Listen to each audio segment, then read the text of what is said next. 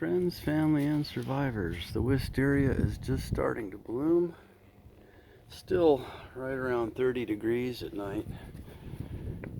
And windy, cold, but the sun is shining and I'm happy about that.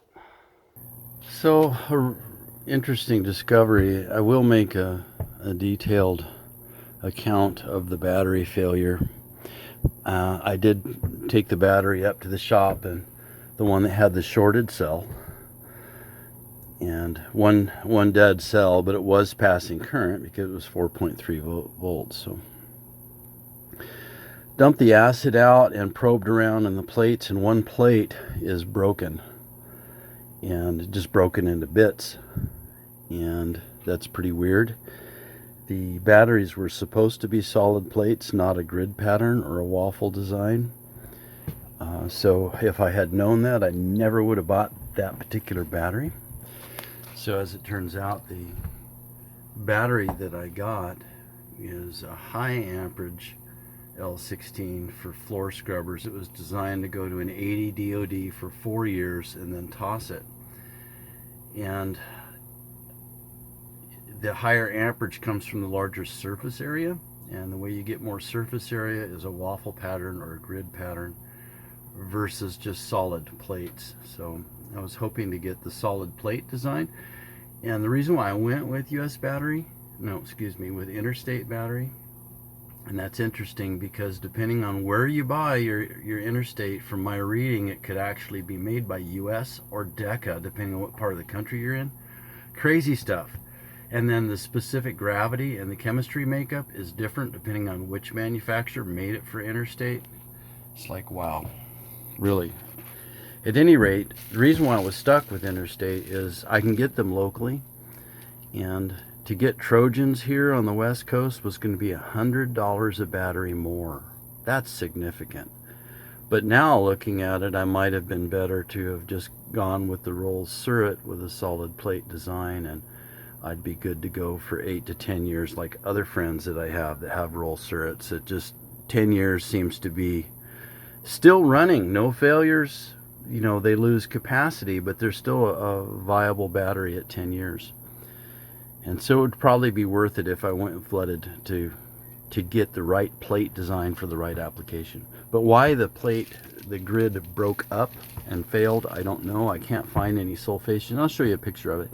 There's no sulfation, there's no grid effacement, it's just broken, disconnected. But something I noticed is, though I'm down to just the 4 newer batteries, they're a little over a year newer than the other 4 that I had. And wow, do they ever charge back quickly. Now, it's the same amount of amp hours that I use overnight. That hasn't changed. But apparently that back row had some major resistance going on. And what is it? It's 10 in the morning. I don't even have light on all 3 panels yet, and I'm at 98%. So I use the same total number of amp hours, about 108, 120 amp hours overnight. So it wouldn't matter. Amp hours are amp hours, but I'm charging up the 4 batteries twice as fast as I was the 8 batteries, the same amount of amp hours. Now, the only way that could make sense is that I'm charging so much faster and so much more efficiently, and that back bank has had a major resistance problem for a long time. Even though each individual battery had the correct voltage and the specific gravity was up to snuff, the temperature was a different story. And one thing I noticed when I pulled the battery bank apart, I noticed that some of the charge controllers and the inverter had a temperature probe on one bank, and a couple of the charge controllers were looking at the other bank. And since I only monitor the temperature, for me visibly looking at it is I'm looking at this particular controller, and right now I'm at 69 degrees. And that was only looking at one bank. The other bank was being controlled, monitored by the equipment, but I wasn't seeing what it was. So could the temperatures have been much higher? Yeah, I suppose it could have been. So now obviously everything is connected to the same bank. The temperature is being monitored all on the same battery set. So that'll help. Anyhow,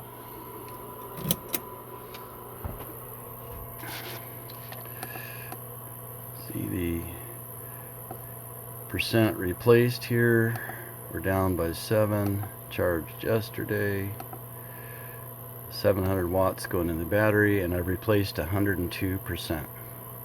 So when this gets to about 114%, the specific gravity will be right on. When the batteries were new, the specific gravity was right at 110%. I noticed last month with that other set being connected, I got as high as 167% charged. So that means 50% more than I should have had to put in there. Well, that's fighting that resistance on that dead bank back there. Even though the voltage said right, and even though the specific gravity said it was right, they were resisting. They did not want to accept power nor give power. Well, they're out of the loop now, and we seem to be running just fine on the 4 batteries. So hopefully that'll be okay for a while. And we have a new skyline over here. I didn't want to take the trees out, but I have these oak trees that were rubbing on some fir trees. And this fir tree, this was about 35 feet in the air, and it had about a 25-foot top above it, and all of the weight, all of the foliage was up on top. And here's the oak tree that was arced across it and rubbing. You can see this area right here where it had been rubbing here years in the wind. And it was getting thinner and thinner. I couldn't see how thin it was getting, but there's no question it was going to go. But I noticed down below it that this had been cat-faced. So the tree got disease in it here anyway. Probably when another tree fell and scarred it, and then bugs got in through that. When I looked up and saw that, then I knew it had to go regardless of what was going on here. So this tree was leaning over the house. This is where it was in contact. This top would have fallen on the house in a windstorm. And then we had another tree doing exactly the same thing. This fir tree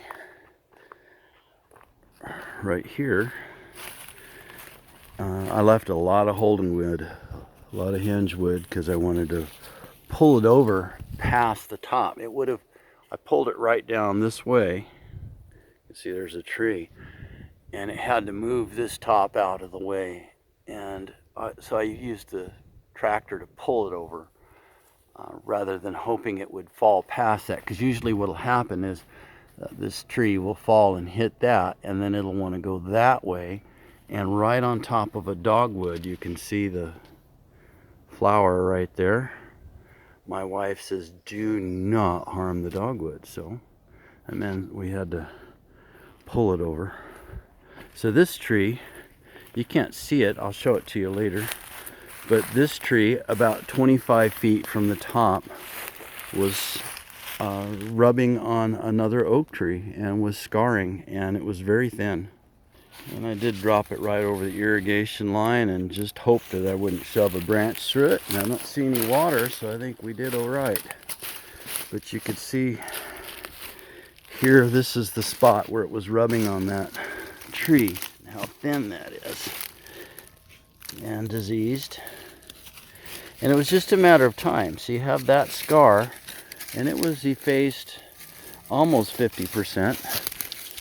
And it would have broke right there, and the top of this tree would have been right on the house. So it needed to go. And so when you've got dense woods, reprod, this is all 3rd generation reprod, and when you have the hardwoods that weren't managed, the problem here wasn't the conifers. The hardwoods are good for a while because they produce a lot of ground cover. And the leaves provide nutrients and water retention. But when the hardwoods begin to compete for the crown, then it's slowing your growth down. So thinning the hardwoods out when they're manageable. You can see this madrone that's straight over me. This one's alive.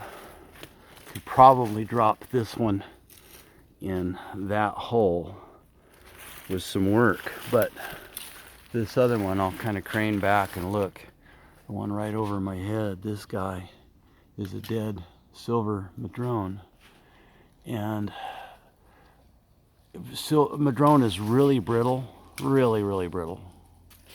So to take that tree, it's only 18 or 19 inches there at the butt, and when it goes, we have two different things I could do. If I take it out, I risk scarring some very valuable timber, very valuable.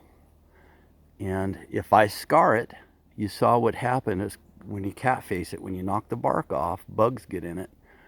And when this thing comes down, it's going to scar everything. The only shot at it would be pull it 90 degrees and dump it in this hole. But then that madrone has to come off, and it's forked over that tree right there. And so when that one comes down, it's going to scar that high dollar tree. Well, I don't want to scar the trees. I want to save them. I want to save the firs and save the pines. So I have a choice to make. This is prime firewood. It's silver madrone. I mean, it is nice, best in the world, literally. If I take it down, I get the firewood. If I take it down, I scar trees. Then at some point I'll be forced to take these out. And they're saw logs, that's okay, but I love the trees, I want to keep them. So if I take it down, I get the firewood, but it costs me scarring on trees I want to keep. Or I leave it standing, and though those are widowmakers, they tend to rot at the top first. And those top limbs up there eventually will rot and fall off. And the tree will come down naturally without a whole lot of damage. Or I can take it down after the top limbs have rotted and fallen off.